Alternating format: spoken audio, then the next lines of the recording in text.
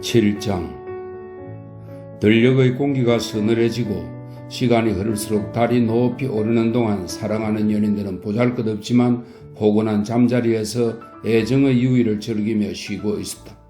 함께 선잠에 빠지기도 했으며 또 깨어났을 때는 다시 서로에게 몸을 돌려 새로이 불이 붙어 뒤엉켰다가 다시 잠이 들곤 했다. 마지막으로 껴안고 나서 그들은 지쳐 누워 있었다. 리제는 마른 풀 속에 깊숙이 몸을 박은 채 가쁜 숨을 몰아쉬었고 골드문트는 꼼짝 않고 들어누운 자세로 희미한 달빛이 가득한 하늘을 한참 동안 쳐다보고 있었다. 두 사람의 마음속에 커다란 슬픔이 북받쳐 올랐고 그 슬픔을 피해 그들은 다시 잠에 빠져들었다. 그들은 절망을 못 이겨 깊은 잠에 빠졌다. 마치 이번이 잠잘 수 있는 마지막 기회인 양 영원히 깨어있어야 하는 형벌이라도 받은 양 지금 이 시간에 미리 세상의 모든 밤을 들이마셔야만 하는 양. 골드문트가 잠에서 깨어나자 리제는 검은 머리를 손질하고 있었다. 잠이 덜 깬 상태에서 그는 얼마 동안 그녀를 멀거니 바라보고 있었다. 벌써 깼어요? 이었고 그가 입을 열었다. 그녀는 흠칫 놀라 그를 향해 몸을 획 돌렸다. 저는 지금 가야 해요. 다소 침울하고 당황한 어조로 그녀가 말했다. 당신을 깨우고 싶지 않았거든요. 그런데 이렇게 깨어 있잖아요. 벌써 가야 합니까? 우리에게는 집이 없잖아요. 그래요. 저에겐 집이 없어요. 리제가 말했다. 하지만 당신에게는 수도원이 있잖아요. 이제는 수도원 소속이 아닙니다. 당신처럼 완전히 혼자고 어떤 목적지도 없습니다. 그러니까 당연히 당신과 함께 가려는 겁니다. 그녀는 시선을 옆으로 돌렸다. 골드문트, 당신은 저와 함께 갈 수 없어요. 저는 지금 남편한테 가야만 해요. 아마 저를 두들겨 팰 거예요. 밖에서 밤을 보냈으니까요. 길을 잃었다고 말하겠지만 물론 믿지 않을 거예요. 이 순간 골드문트는 나르치스가 이런 사태를 예견했다는 사실이 떠올랐다. 결국 이런 사태가 벌어지고 만 것이다. 그는 일어서서 그녀에게 악수를 청했다. 제가 잘못 생각했군요. 그가 말했다. 우리가 함께 지낼 수 있을 거라고 생각했거든요. 그렇지만 정말로 나를 재워놓고 작별 인사도 없이 떠나려 했나요? 아마 당신이 화를 내고 어쩌면 저를 때릴 거라고 생각했어요. 제 남편은 저를 때리거든요. 그런 거예요. 그건 견딜 수 있어요. 하지만 당신한테까지 맞고 싶지는 않았어요. 그는 그녀의 손을 꽉 잡았다. 리제, 나는 당신을 때리지 않아요. 오늘은 물론 언제까지고 그런 일은 없을 겁니다. 남편이 당신을 팬다면 남편한테 가지 말고 차라리 나와 함께 가면 어떻겠어요? 그녀는 손을 빼내려고 몸을 심하게 뒤틀었다. 아니, 안 돼요. 안 된다고요. 그녀가 울먹이는 소리로 외쳤다. 그녀가 자기한테서 마음을 돌리려고 애쓰고 있으며 또 자기한테 좋은 말을 듣는 것보다는 차라리 다른 사람한테 매맞는 쪽을 원한다는 사실을 잘 알았기에 그는 손을 놓아주었다. 그러자 그녀는 울기 시작했다. 그와 동시에 그녀는 다름질쳤다. 눈물 젖은 눈을 두 손으로 가린 채 그녀는 떠나갔다. 그는 말없이 그녀의 뒷모습을 바라보았다. 벌초된 풀밭을 힘겹게 달려가는 그녀의 모습에 마음이 아팠다. 그녀는 그 어떤 힘의 부름에 이끌려 가는 것만 같았다. 그 알 수 없는 힘에 관해서 그는 생각하지 않을 수 없었다. 그녀의 처지가 그의 마음을 아프게 했으며 그 자신의 처지 역시 얼마간 그러했다. 사실 그 자신 역시 행복했던 적은 없다는 생각이 들었다. 그는 버림받은 사람처럼 혼자 멍하니 앉아 있었다. 그러는 사이에 그는 지칠 대로 지쳐서 졸음이 몰려왔다. 이렇게 기진맥진하기는 처음이었다. 여전히 불행의 시간은 끝나지 않았다. 다시 잠이 들었다가 깨어나 보니 벌써 해가 중천에 떠올라 햇볕이 따가웠다. 이제 그는 조용히 휴식을 취했다. 그는 잽싸게 일어나 개울로 달려가 세수를 하고 목을 축였다. 이제 수많은 기억이 떠올랐다. 간밤에 나누었던 사랑의 시간에서 수많은 영상이 다정하고 섬세한 수많은 느낌이 마치 이름 모를 꽃처럼 떠올랐다.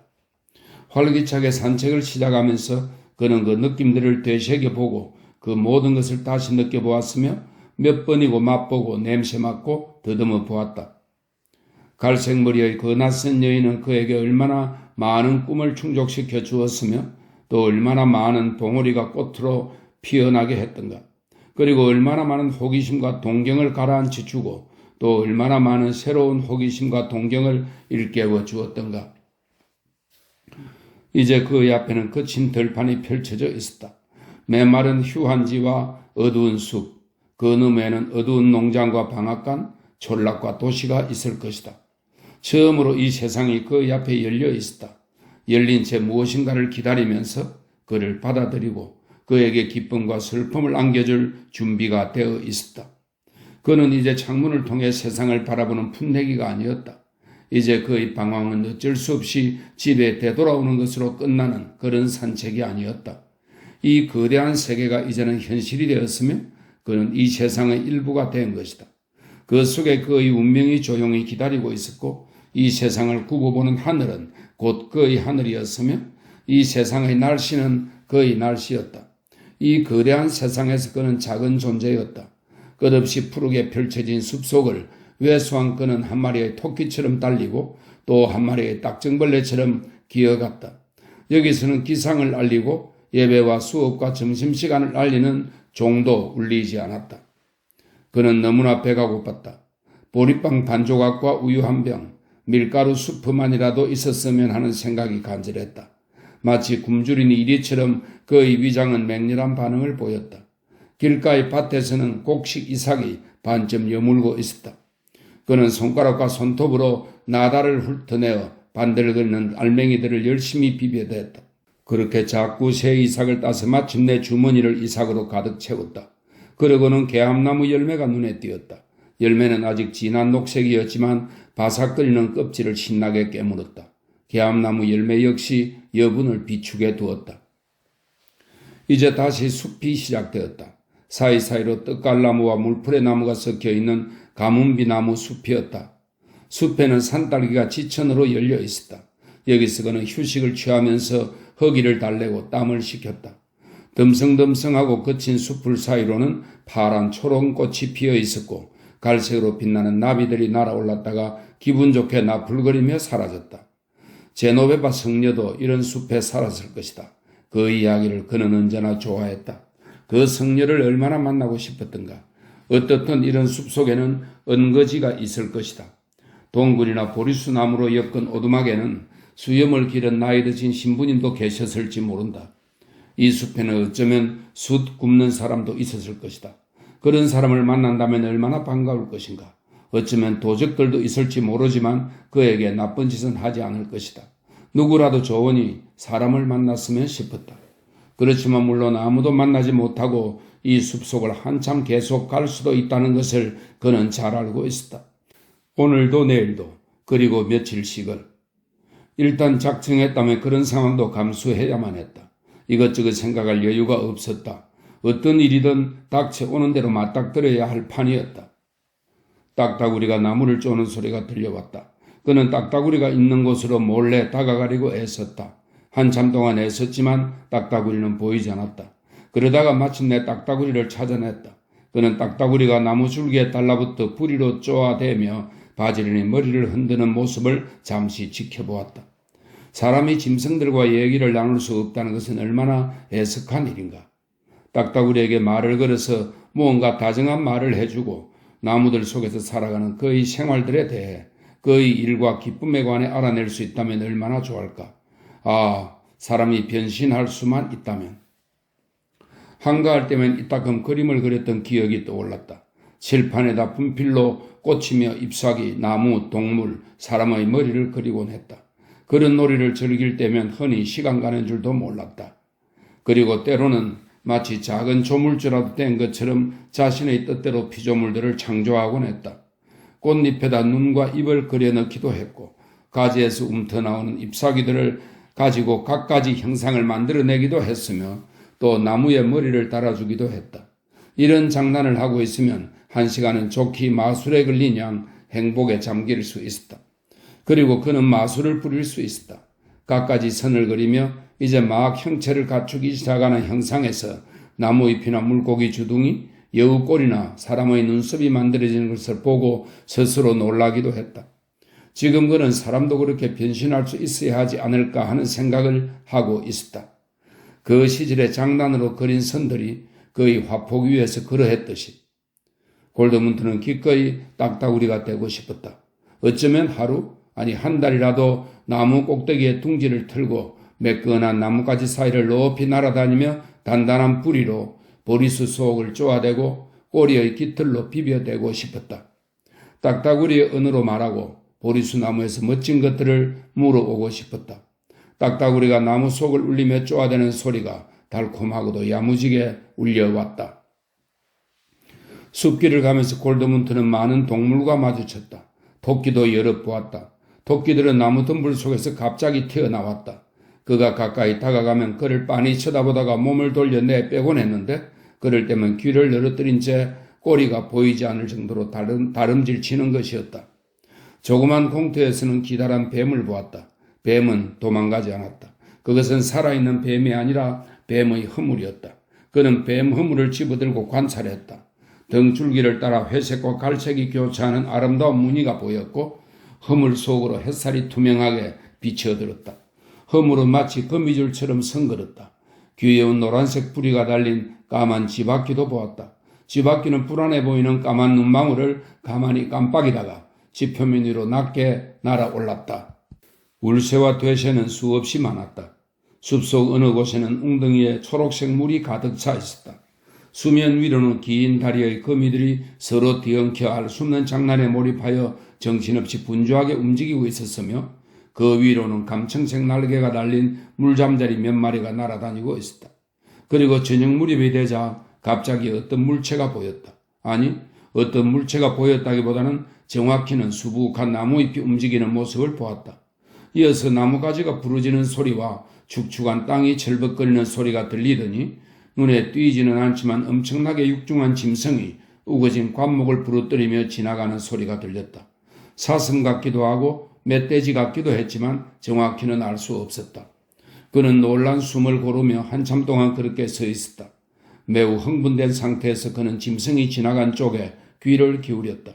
온 사방이 조용해진 뒤에도 한참 동안 두근거리는 가슴으로 귀를 기울였다. 골드문트는 아직 숲을 벗어나지 못했기에 여기서 밤을 지내야만 했다. 잠자리를 찾고 이끼로 깔개를 만드는 동안 그는 만일 이 숲에서 영원히 벗어나지 못하고 머물러야만 한다면 어떻게 될까 생각해 보았다. 그러자 그것은 엄청난 불행이라는 생각이 들었다. 어떻든 산딸기로 연명하고 이끼 위에서 잠을 잘 수는 있을 것이다. 오두막을 짓고 불을 피우는 것도 틀림없이 가능할 것이다. 그러나 언제까지고 혼자 지내야 하고 또 조용히 잠든 나뭇가지들 사이에서 기거하고 말도 못 붙이고 달아나버리는 짐승들 사이에서 살아간다면 견딜 수 없이 슬플 것이다. 어떤 사람도 볼 수 없고 아침 저녁으로 인사를 나눌 사람도 없으며 어떤 사람의 얼굴이나 눈도 바라볼 수 없다는 것. 어떤 소녀나 여자도 보지 못하고 입맞춤을 느낄 수 없으며 입술과 팔다리로 은밀하고 달콤한 유의를 즐길 수도 없다는 것은 생각도 할 수 없는 일이었다.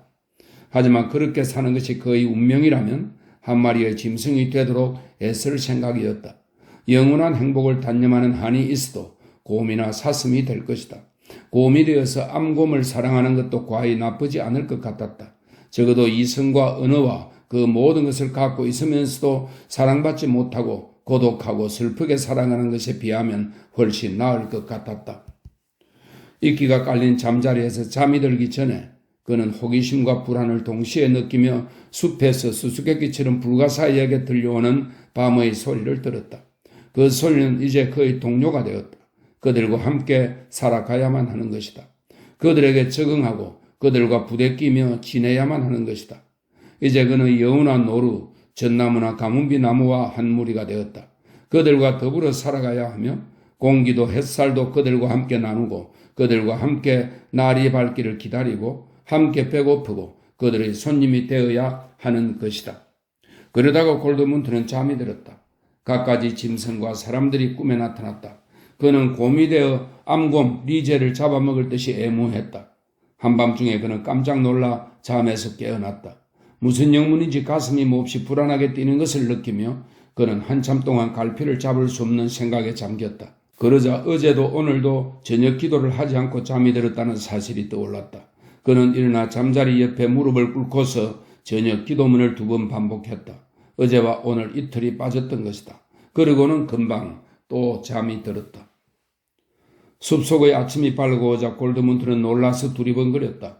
어제는 잠자리가 어디였는지도 생각나지 않았다. 숲에 대한 불안이 가라앉기 시작하면서 그는 새로운 희열을 느끼며 숲속의 생활이 미더워졌다. 하지만 계속 정처 없는 길을 가야만 했다. 햇살이 비치는 쪽으로 방향을 잡았다.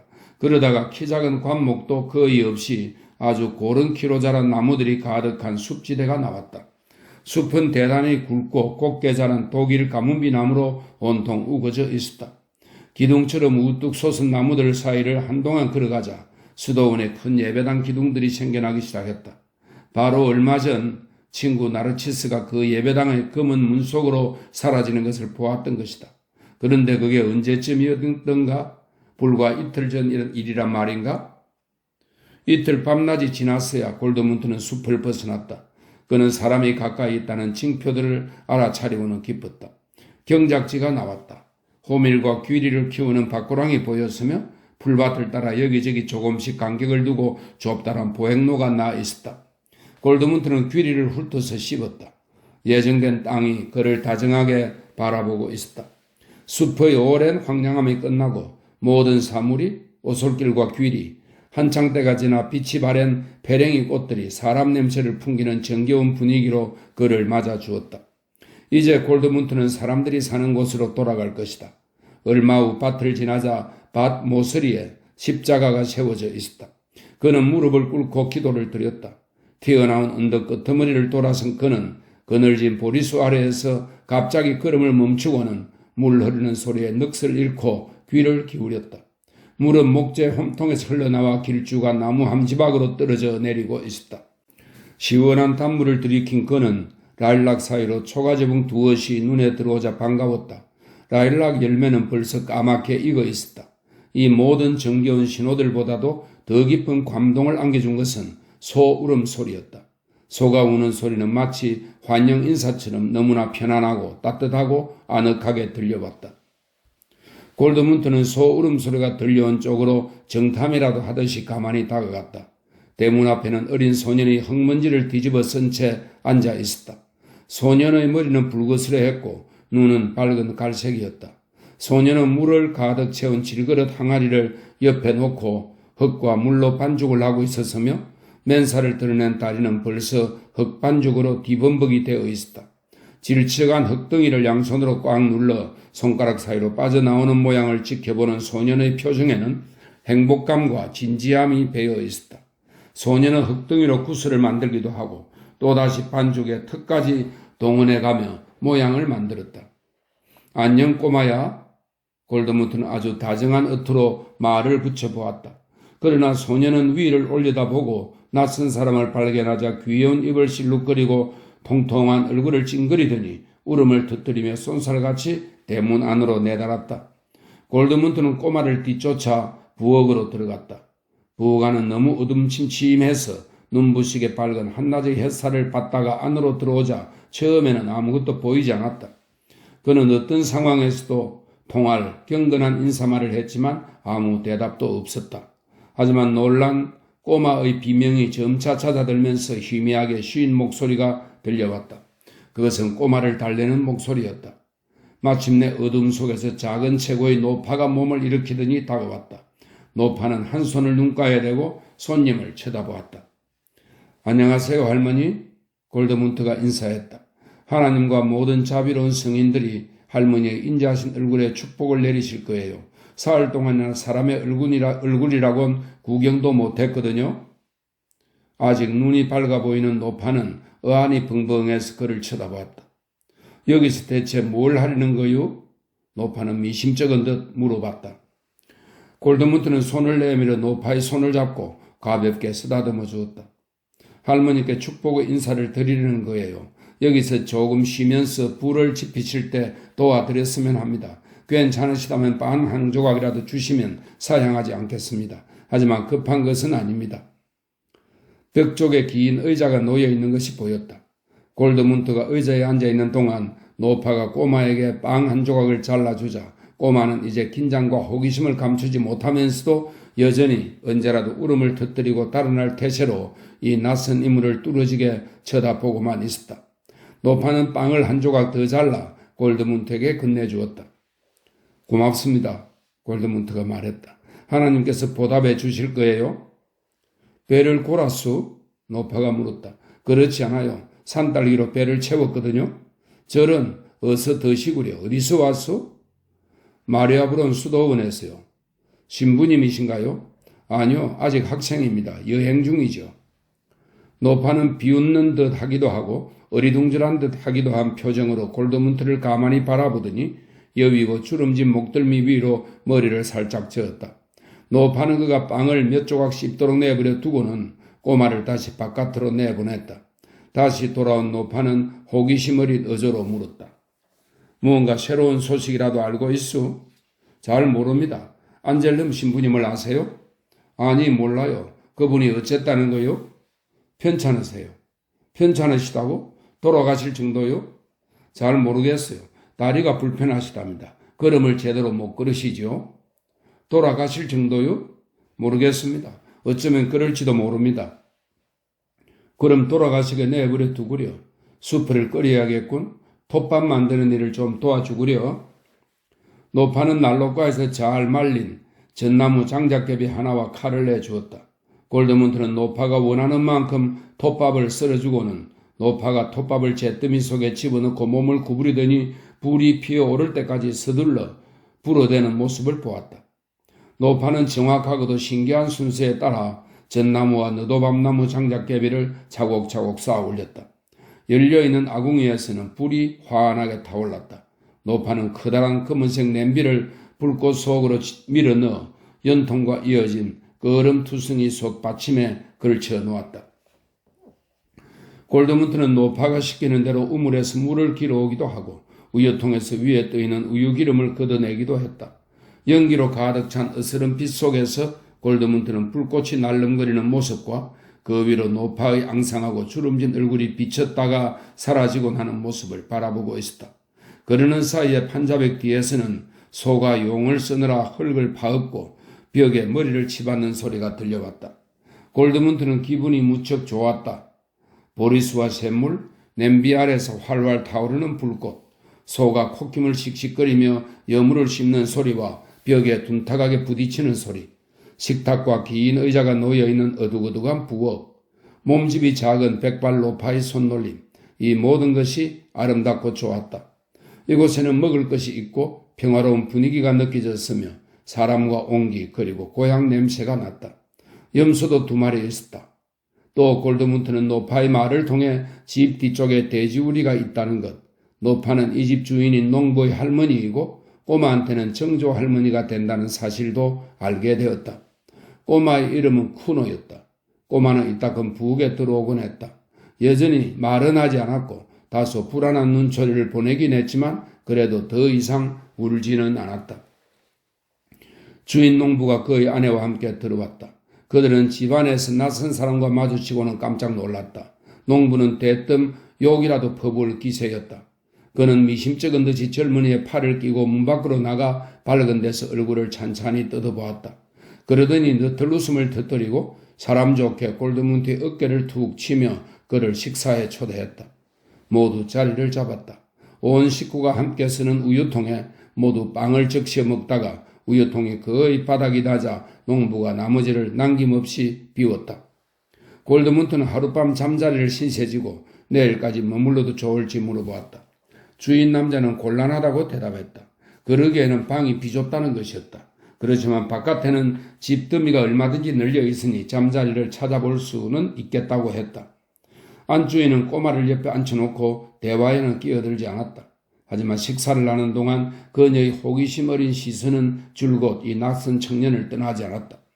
골드문트의 곱슬머리와 눈매는 금방 그녀에게 좋은 인상을 주었으며 귀여운 흰 목덜미와 우아하고 매끈한 손, 거침없고 멋진 동작 역시 그녀에게 호감을 주었다. 이 낯선 사람은 당당하고 품이 있고 게다가 너무나 젊었던 것이다. 하지만 무엇보다 마음을 끌었던 것은 이 낯선 청년의 목소리였다. 그의 목소리는 은근히 노래하는 듯하고 따뜻하게 빛나는 부드럽게 구애하는 듯한 젊은 남자의 목소리였던 것이다. 그의 목소리는 마치 애무의 감촉처럼 울려 퍼졌다. 이런 목소리라면 얼마든지 더 오래 들어줄 용의가 있었다. 식사가 끝나자 농부는 외양간에서 일을 보았다. 골드문트는 집 밖으로 나와 샘물가에서 손을 씻고 야트막한 샘물 가장자리에 걸터앉아 몸을 식히며 물소리에 귀를 기울였다. 그는 마음을 정하지 못한 채 앉아 있었다. 이제 여기서는 더 이상 볼 일이 없어진 셈이지만 다시 길을 떠나야 한다니 왠지 서글퍼졌다. 바로 그때 농부의 아내가 두레박을 들고 나와서 물줄기 아래로 두레박을 내려 가득 채웠다. 나지막한 소리로 그녀가 말했다. 오늘 저녁에 이 근처에 머무르시면 제가 먹을 것을 갖다 드릴게요. 저 건너편 기다란 보리밭 뒤편에 낯가리가 있는데 아마 내일쯤에나 치울 거예요. 저기에 계실 거지요? 그는 주근깨가 난 그녀의 얼굴을 들여다보았다. 그리고 기운찬 발뚝으로 두레박을 끌어올리는 모습과 따뜻하게 빛나는 밝고 커다란 눈을 보았다. 그는 미소를 지으며 고개를 끄덕였고 그녀는 어느새 물을 가득 채운 두레박을 들고 자리를 떴다. 그녀는 출입문의 어둠 속으로 사라졌다. 그는 고마움을 느끼며 썩 흡족한 기분으로 앉아서 물 흐르는 소리에 귀를 기울였다. 조금 더 있다가 집 안으로 들어간 그는 농부와 할머니에게 작별의 인사를 청하며 고마움을 표했다. 오두막집 안에서는 연기와 거름 그리고 우유 냄새가 풍겨왔다. 조금 전까지도 그의 안식처요 고향이었던 오두막이 금세 낯선 곳이 되고 말았다. 그는 인사를 하며 집 밖으로 나왔다. 오두막 건너편에 예배당이 보였다. 그리고 예배당 근처에는 아름다운 수목이 자라고 있었다. 수령이 오래되고 튼튼해 보이는 떡갈나무 물이었다. 그 아래는 잔디가 짧게 자라고 있었다. 나무 그늘에서 발길을 멈춘 그는 우람한 나무줄기 사이를 산책하며 이리저리 거닐었다. 여자와 사랑은 얄궂다는 생각이 들었다. 여자와 사랑은 사실 그 어떤 말도 필요로 하지 않았다. 여자는 단 한마디로 그에게 미래의 장소를 지정해 주었고 다른 모든 것은 말로 하지 않았다. 그럼 대체 무엇으로 말한 것일까? 그래, 눈으로 말했다. 그리고 다소 쉰 목소리에 깃든 모종의 울림으로 어쩌면 향기인지도 모를 그 무엇으로 말했다. 살길에서 은근히 풍겨오는 그 부드러운 향기는 여자와 남자가 서로를 원할 때면 금방 알아차릴 수 있는 그 무엇이었다. 얼마나 섬세한 비밀의 언어인가. 그런데 이 언어를 그렇게 빨리 터득하다니 얼마나 신기한 일인가. 그는 저녁이 몹시도 기다려졌다. 커다란 체격의 그 금발 여성은 과연 어떤 사람일지 호기심을 누를 길이 없었다. 어떤 눈길과 의조로 말할까? 팔다리를 어떻게 움직이고 어떻게 몸을 놀리며 또 어떻게 입맞춤을 할까? 확실히 리제와는 전혀 다를 것이다. 지금쯤 리제는 어디에 있을까? 탄력 있는 검은 머릿결과 갈색 살결의 리제, 짧은 한숨을 짓는 리제. 남편이 그녀를 때렸을까? 아직도 자기를 생각하고 있을까? 내가 오늘 새로운 여성을 발견했듯이 그녀 역시 벌써 새 애인을 찾았을까? 이 모든 것이 이렇게 순식간에 지나갈 수 있을까? 어떻게 가는 곳마다 행운이 도처에 깔린 것일까? 얼마나 아름답고 뜨거웠던가? 그런데 얄궂게도 이렇게 덧없이 지나갈 수 있단 말인가? 그것은 죄악이었다. 간통이었다. 얼마 전까지만 해도 그는 이런 죄를 짓느니 차라리 스스로 목숨을 끊었을 것이다. 그런데 지금은 벌써 두 번째 여자를 기다리고 있지 않은가? 그런데도 그의 양심은 평온한 것이다. 어쩌면 평온하다고는 할 수 없을 것이다. 하지만 이따금 양심이 찔리고 부담이 느껴지는 것은 간통과 유격 때문은 아니었다. 딱히 뭐라고 할 수는 없지만 뭔가 다른 이유가 있었다. 그것은 죄를 저질러서 생기는 죄책감이 아니라 이미 세상에 태어나면서부터 생겨난 그런 죄책감이었다. 신학에서 원죄라고 일컫는 것이 어쩌면 바로 이런 것일까? 그럴지도 몰랐다. 사실 삶 자체에는 죄악 비슷한 것이 깃들어 있는 것이다. 그렇지 않다면 나르치스처럼 너무나 순수하고 높은 식견을 가진 사람이 어째서 마치 죄인처럼 참여해야 한단 말인가? 어째서 골드문트 자신 또한 마음속 깊은 어디에선가 이러한 죄책감을 느껴야 한단 말인가? 골드문트 자신은 정말로 행복하지 않았던가? 그는 젊고 건강했으며 하늘을 나는 새처럼 자유롭지 않았던가? 여자들이 그를 사랑하지 않았던가? 사랑하는 사람으로서 자기가 느낀 것과 똑같은 깊은 쾌감을 상대방에게도 줄 수 있었다면 그런 느낌이야말로 얼마나 멋진 것인가. 그런데도 어째서 그는 온전히 행복하지는 못했던 것일까? 그 자신의 젊은 날의 행운과 나르치스의 미덕과 지혜 속에서 어째서 때때로의 기묘한 고통이 스며드는 것일까? 이 은밀한 불안이, 덧없음에 대한 비탄이 스며드는 것일까? 그 자신이 사색가는 아니라는 것을 잘 알고 있으면서도 어째서 때때로 회의하고 깊은 생각에 빠지게 되는 것일까? 어떻든 산다는 것은 그럼에도 불구하고 아름다운 것이었다. 그는 풀밭에서 키 작은 오랑캐꽃 한 송이를 꺾어서 눈앞에 바짝 갖다 대고는 작고 오목한 꽃받침 속을 들여다보았다. 거기엔 연맥들이 지나가고 머리털처럼 섬세한 미세기관들이 있었다. 마치 여성의 품속이나 생각하는 사람의 뇌처럼 거기에는 생명이 약동하고 욕망이 꿈틀대고 있었던 것이다. 아, 사람들은 어째서 그토록 아무것도 몰랐던 것일까? 어째서 이 꽃과는 이야기를 나누지 못했던 것일까? 하지만 사람들끼리도 둘이서 진정으로 이야기를 나누긴 힘들었다. 그러기 위해서는 이미 행운과 특별한 우정과 마음의 준비가 갖춰져 있어야만 하는 것이다. 그렇다. 사랑에는 어떤 말도 필요 없다는 것이야말로 다행스러운 일이었다. 그렇지 않으면 사랑은 오해와 어리석은 짓의 연속이 될 것이다. 아, 반쯤 감긴 리제의 눈은 환희에 겨워 초점이 풀리고 바르르 뜨는 눈꺼풀 사이로 흰자위만이 드러나지 않았던가. 그것은 제 아무리 유식한 말이나 지적인 말로도 형언할 길이 없었다. 아무것도, 전혀 아무것도 어떤 식으로든 표현하거나 생각할 수 없었던 것이다. 그럼에도 마음속에서는 말하려는 욕구가 자꾸만 몰려오고 그 영원한 충동에 관해 사고하려는 욕구가 몰려오지 않았던가. 골드문트는 작은 식물들의 잎사귀를 관찰해 보았다. 잎사귀들은 줄기 둘레에 너무나 예쁘고 신기할 정도로 알맞게 배열되어 있었다. 베르길리우스의 시구들은 아름다웠고 그는 그 시구들을 좋아했다. 그렇지만 베르길리우스의 시구조차 식물의 줄기에 붙어있는 이 보잘것없는 작은 잎사귀의 원추형 질서에 비하면 그 명징함이나 지혜로움, 아름다움이나 의미심장함이 절반에도 못 미쳤다. 인간의 유일무이한 이런 꽃을 창조할 수만 있다면 그것은 얼마나 큰 기쁨과 행운일 것이며 감격적이고 숭고하고 의미심장한 행위일 것인가. 하지만 그 누구도 그런 일을 해내지는 못했다. 그 어떤 영웅도 황제도 교황이나 성자도 해내지 못했다. 해가 뉘엿뉘엿 기울자 골드문트는 자리에서 일어나 농부의 아내가 일러준 장소를 찾아갔다. 그는 그곳에서 기다렸다. 그렇게 기다린다는 것, 어떤 여자가 이리로 오고 있다는 것, 넘치는 사랑을 주기 위해 오고 있음을 안다는 것은 멋진 일이었다. 그녀는 3대 보자기 속에 커다란 빵 하나와 베이컨 조각을 싸들고 왔다. 그녀는 보자기를 풀어 헤치고는 그의 앞에 먹을 것을 내놓았다. 당신한테 드리는 거예요. 그녀가 말했다. 드세요.